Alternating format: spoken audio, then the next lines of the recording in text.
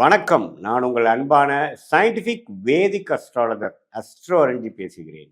நல்லது நினைப்போம், நல்லதே நடக்கும். இந்த வீடியோவில் நம்ம என்ன பார்க்க போறோம்னா, மிதுன ராசிக்காரர்களுக்கு ஆகஸ்ட் 2026 எத்தகைய ஒரு மாத பலமாக பலாபலன்கள் நிறைந்த ஒரு மாதமாக இருக்க போகுதுங்கிறத சயின்டிஃபிக் வேதிக் அஸ்ட்ராலஜி முறையில் எதையும் மிகைப்படுத்தாமல் உள்ளது உள்ளவாறு டிகிரி அடிப்படையில் நம்ம பார்த்து இந்த அருள்வாக்கு சொல்கிற மாதிரியோ இந்த பரிகாரம் அப்படிலாம் போகாமல் மூடநம்பிக்கையில் போகாமல் ஒரு ஒரு ஜாதகத்திலையும் ஒரு ஒரு கிரகம் இப்படி இருக்கும் பொழுது அதே மாதிரி உங்களுடைய ராசிக்கு இந்தந்த கிரகம் இது மாதிரி இடத்துல வரும் பொழுது எது மாதிரியான ஒரு பொது தாக்கத்தை கொடுக்க போகிறது அப்படிங்கிறத நம்ம இந்திய வேத ஜோதிட அடிப்படையிலான ஒளி தத்துவம் பிரகாரம் அறிவியல் சார்ந்த முறையில் நம்ம பார்க்க போகிறோம். இப்போ பாருங்க, மிதுன ராசிக்கு பாருங்க எப்படி இருக்கு அமைப்பு அப்படின்னா, சனி வந்து 10ஆம் இடத்திலே நீடித்திருக்கிறார். தொழில் ரீதியாக, வேலை ரீதியாக பல புரட்சிகளை செய்து கொண்டிருக்கிறீர்கள் ஒரு வருஷமா. பல முயற்சிகள் ஆகுது, சிலது பேக் ஃபயர் ஆகுது, சிலது ஜெயிக்கிறீங்க, சிலதெல்லாம் முன்னேற்றங்கள் நல்லா போகுது. அது மாதிரி விஷயங்கள் கொடுக்கக்கூடிய சனி 10ல் நீடித்திருக்கிறார்.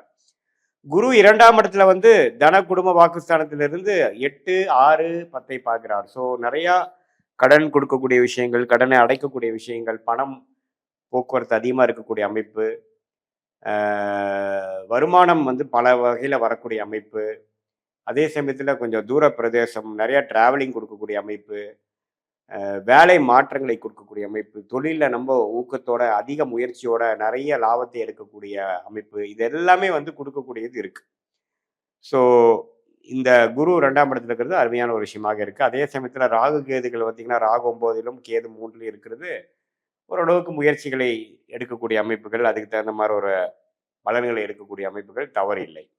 இப்போ ராசியதிபதியாகிய புதன் பாருங்க, ஒரு 2 நாளுக்கு அப்புறம் உங்களுக்கு கடகத்துக்குள்ள வந்து ஆகஸ்ட் 2, 3லயே பார்த்தீங்கன்னா குருவோட சேர்றார். கிட்டத்தட்ட 3 வாரத்துக்கு குருவோட சேர்றது ராசியதிபதி அப்படி இருக்கிறது அருமை. ஸோ எப்போ வந்து ராசியதிபதி குருவோட சேர்ந்து 2ஆம் இடத்துல இருக்கும் பொழுது நல்ல பணம் வரவுக்காக சில யுக்தியான வேலைகள், கெட்டிக்காரத்தனமாக சில முயற்சிகள் செய்கிறது, கெட்டிக்காரத்தனமாக சில முடிவுகளை செய்வது, அது மூலமாக பலன்களை பெறுவது, மாணவர்கள் நல்லா படிக்கிறது, பயங்கர மெமரி பவரை கொண்டு வந்து நல்ல ரிசல்ட் கொண்டு வர்றது, இது வரைக்கும் புரியாத விஷயம்லாம் கொஞ்சம் புரியுறது, வாழ்க்கையில் நம்ம தெளிவு பெறுவது, நிறையா விஷயங்கள் முடிவெடுக்க முடியாத விஷயத்தையே டக்குன்னு முடிவெடுக்கிறது. ஏன்னா புதன் வந்து குருவோட சேருது, சூரியனோட சேரும் பொழுது நிபுணத்துவம் பெற்று வாழ்க்கையில் சில நல்ல ஒரு மேல்நிலையான சில அமைப்புகள், பல 6 மாசமா சில முடிவுகள் எடுக்க முடியாதவங்க டக்குன்னு எடுத்துருவாங்க.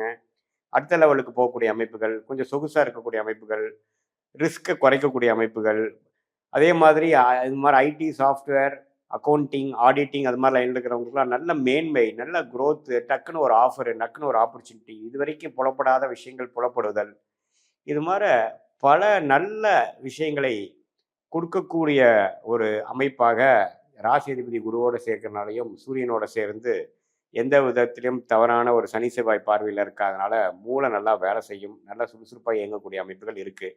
மாதத்தின் கடைசி 7 நாளுக்கும் பார்த்தீங்கன்னா அவர் சிம்மத்துக்கு போகிறாரே ஒழிய அதுவும் தப்பு இல்லை. ஸோ ஓரளவுக்கு ராசி அந்த மிதுன ராசிக்காரர்கள் அலர்ட்டாக இருக்கக்கூடிய அமைப்பு, வாழ்க்கையில் என்னென்ன செய்யணுமோ ஒன்று விடாமல் அடுத்தடுத்து செய்து லேசினஸ் என்று சொல்லப்படுகிற அந்த சோர்வு, மனசோர்வு, சோம்பேறித்தனம் இதெல்லாம் கொஞ்சம் குறைத்து சுறுசுறுப்பாக இயங்கக்கூடிய ஒரு மாதமாகவும், சில விஷயங்கள் வாழ்க்கையில பெறக்கூடிய ஒரு மாதமாகவும் இருக்கு. சுக்கிரன் 4ஆம் இடத்திலேயே நீடித்திருக்கிறது நல்ல அமைப்பு தான்.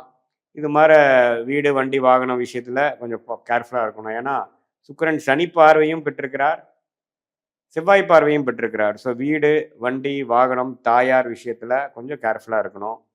கொஞ்சம் வண்டி சேதாரமாக இருக்கோ அது மாதிரி விஷயங்களோ அது மாதிரிலாம் இருக்குது. ஸோ கொஞ்சம் எல்லாத்துலேயுமே வந்து நீங்கள் ஒரு வீடு, வண்டி இது மாதிரி இம்மூவபிள் ப்ராப்பர்ட்டிஸை கொஞ்சம் கரெக்டாக மெயின்டைன் பண்ணிக்கங்க. அதுக்கு சம்மந்தப்பட்ட விஷயங்களை வந்து பாதுகாத்து கொள்ளுங்கள். அதுக்கு வேணுங்கிற டாக்குமெண்ட்ஸ், அதுக்கு வேணுங்கிற இன்சூரன்ஸு அது மாதிரிலாம் போட்டுக்குங்க. ஏன்னா கரெக்டாக ஒரு சுக்கிர திசையே நடந்துட்டு இருக்கிற டைமில் இது மாதிரி சனி செவ்வாய் தாக்கத்தில் சுக்கிரன் நீச்சமாக இருக்கும் பொழுது சிலதெல்லாம் கொஞ்சம் தவறான கைமீறி போகக்கூடிய அமைப்புகள்லாம் இருக்குது. ஸோ அது கொஞ்சம் கேர்ஃபுல்லாக இருக்கக்கூடிய அமைப்புகள். மற்றபடி பயப்படுறதுக்கு ஒன்றும் இல்லை. கடன் வரும், அடுத்தவங்களோட பணம் வைத்து நீங்கள் சம்பாதிக்கக்கூடிய அமைப்பு, ஒரு கடன் வாங்கி ஒரு கடன் அடைக்கக்கூடிய அமைப்பு, அது மூலமாக ஒரு பிஸ்னஸ் ஆரம்பிக்கக்கூடிய அமைப்பு, அது மூலமாக லாபம் பெறக்கூடிய அமைப்பு, இடம் மாற்றங்கள், ஒரு நாடு வெளிநாடு போகணும்னு நினைக்கிறவங்க வெளிநாடு போயிட்டு வர மாதிரி ஒரு அமைப்பு, விசா படிக்கிறதுக்காக போகிறவங்களுக்கு டக்குன்னு விசா கிடைக்கக்கூடிய அமைப்பு, விளையாட்டுத் துறையில் இருக்கிறவங்களுக்கு நல்லா ட்ராவலிங் ஆகக்கூடிய அமைப்பு, இந்த வெளி மாநிலத்தை போகக்கூடிய அமைப்பு, ஷேர் மார்க்கெட்டில் நல்லா போட்ட காசு வந்து ப்ராஃபிட் எடுக்கக்கூடிய அமைப்பு, இது எல்லாமே அந்த 8ஆம் இடம் வலுக்கிறனால ஒரு நல்ல அமைப்பு இருக்குங்க. ஸோ பேச்சு மூலமாக பொழைக்கக்கூடியவர்கள், சொல்லிக் கொடுக்கும் வேலையில் இருக்கிறவங்க, இது மாதிரி கன்சல்டிங் வேலையில் இருக்கிறவங்களுக்கெல்லாம் நல்ல முன்னேற்ற பாதை அமைக்கக்கூடிய ஒரு காலகட்டமாக இந்த ஆகஸ்ட் 2026 மிதுன ராசிக்காரர்களுக்கு எல்லாமே ஓவராலாக தொழிலாக இருந்தாலும் சரி, அவங்களுடைய அந்தஸ்தாக இருந்தாலும் சரி, அவங்களுடைய வருமானம் பொருளாதாரமாக இருந்தாலும் சரி, இன்னும் கொஞ்சம் கடன் முழுசாக முடிக்க முடியலனாலும் அடுத்த ஸ்டேஜ் நல்ல ஏர்னிங் இன்க்ரீஸ் பண்ணுற மாதிரி சில விஷயங்கள்லாம் வந்து பாசிட்டிவாக நம்ம செய்து ஒரு ஃப்யூச்சரில் நம்ம லாங் ஸ்டாண்டிங்காக நம்ம ஜெயிக்கிறதுக்கு வேணுங்கிற ஃபவுண்டேஷனை செய்யக்கூடிய அமைப்புகளாக நிறைந்ததான ஒரு மாதமாக மிதுன ராசிக்காரர்களுக்கு ஆகஸ்ட் 2026 இருக்குது. இது பொதுவான பலன்களை தவிர உங்களுடைய ஜென்ம ஜாதகத்தில் எது மாதிரி தசாபுக்திகள் போய் கொண்டு இருக்கிறது, நீங்கள் எந்த லக்னத்தில் பிறந்தீங்க அப்படிங்கிறத திருக்கணித பஞ்சாங்கத்தில் உங்கள் பிறந்த தேதி, பிறந்த நேரம், பிறந்த உரை வைத்து நம்ம போட்டு பார்த்து அதில் என்ன மாதிரி ஒரு விஷயங்கள் போய் கொண்டிருக்கிறது, உங்களுடைய லக்னத்துக்கும் ராசிக்கும் உள்ள வேறுபாடுகள் என்ன, எந்தெந்த கிரகம் அதிகமான வலிமையாக இருக்கிறது, இப்போ நம்ம பேசிட்டு இருக்கக்கூடிய தச புக்தி நாதன்கள் வந்து கோச்சாரத்தில் எப்படி இருக்குங்கிறதை முதல் சொன்ன பொது பலனையும் சேர்த்து வைத்து பார்க்கும் பொழுது உண்மையே அடுத்து வரக்கூடிய ஷார்ட் டேர்ம் என்ன, லாங் டேர்ம் என்ன, எது மாதிரி விஷயங்கள் நமக்கு தென்படுகிறது, எது மாதிரி விஷயங்கள் நம்ம வந்து சூஸ் பண்ணலாம், எது மாதிரி விஷயங்கள் நம்ம சூஸ் பண்ண வேண்டாம், எப்படி பண்ணால் நம்ம ஜெயிக்க முடியும், எந்த துறை நமக்கு சாதகமாக இருக்குது, எந்த காலகட்டத்தில் நமக்கு நிவர்த்தி வருது, எந்த காலகட்டத்தில் நமக்கு கடன் அடையுது, எந்த காலகட்டத்தில் நமக்கு வந்து வம்பு வழக்குகள் பிரச்சனையை நீங்கி கொஞ்சம் பிரச்சனை இல்லாத வாழ்க்கையாக நம்ம வாழ போகிறோம், எப்போ நமக்கு next level of changes in job, next level of progress in business, எப்போ நம்ம வந்து அடுத்த லெவலுக்கு போக முடியும், வெளிநாடு வாய்ப்புகள் எப்போ, வேலை வந்து தேடிட்டு இருக்கிறவங்களுக்கு வேலை எப்போ கிடைக்கும், அது மாதிரி விஷயங்கள்லாம் உங்களுடைய ஜாதகத்தில் தசாபுக்தி அந்தர சூக்ஷமம்